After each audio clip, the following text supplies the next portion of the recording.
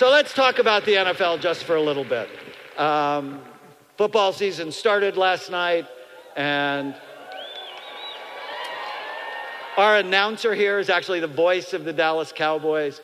I played football in high school. Well, I've loved football. But I began seeing, did you know your brain is really soft? About the consistency of soft butter? And your skull is really hard and it has multiple sharp bony ridges? And so I began seeing football players, high school players, college players, and then professional players, and nearly all of them had evidence of brain damage. And as I said, the NFL formed its concussion committee in 1994, but it never sponsored an imaging study. Instead, and I'm serious when I said this, they studied rats. They put little tiny helmets on rats. And they would whack them in the head repeatedly. And then they go, well, we just don't know if playing football causes long-term brain damage. The commissioner said that in front of Congress. And Maxine Waters, the congresswoman from Los Angeles, smacks him and says, Commissioner, acting like you are studying brain damage in football is a conflict of interest. It's like the tobacco companies saying they're studying lung cancer. So stop lying.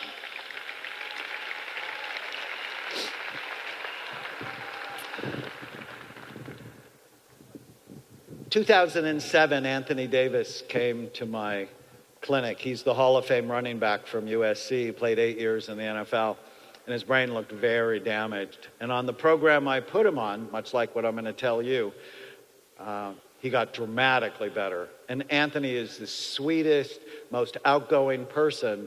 And he wrote the commissioner a letter who didn't write back. But then he got me to speak at the Retired NFL Players Association. And I was horrified by what I saw. The level of depression, dementia, one player, and a player that I'd idolized growing up in LA, he was a Los Angeles Ram. He asked me the same question in the lecture 6 times. And I was just horrified.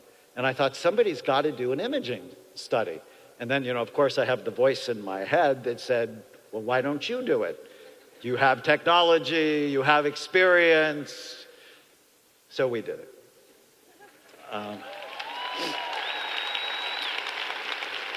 So the problem with the NFL's position, and I'm dead serious when I say this, is if you don't admit you have a problem, you can't do anything to solve it.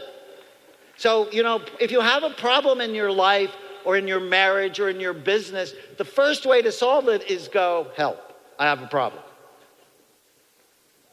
So brain damaged players were left without help or hope, and then everybody knows what's happened. We had players like Junior Seau, shoot themselves in the chest so they could donate their brain, or Dave Dewerson, or it's just a nightmare. So we started and did the world's first and largest imaging study.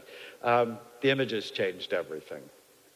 So here is our first published study on 100 players, and we said, hey, guess what, guys? There's global damage in football players' brains.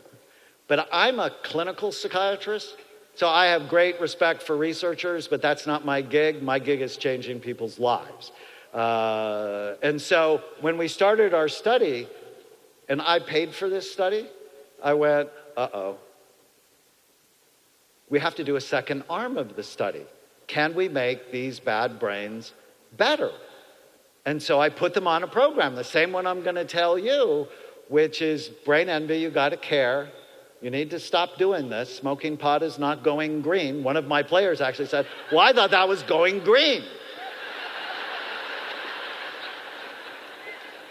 Half of our players were obese. And so we actually had an NFL weight loss group where, they ended up losing thousands of pounds. It was really awesome. And we put them on nutrients, much like EHT.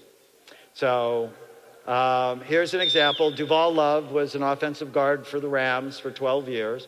He's morbidly obese. His brain looked awful, awful, awful. I'll show you the before and after in a little bit. So we published this study. 80% of our players show improvement. You are not stuck with the brain you have. You can make it better. especially in memory, attention, mood, sleep, and blood flow to the brain. So here's Duval's brain, before and after. You are not stuck with the brain you have. You can make it better. You just have to be a warrior. You have to be serious about it. So this is me. I always felt like I was 4 years old standing next to these people. But look, he's 110 pounds lighter because he cares.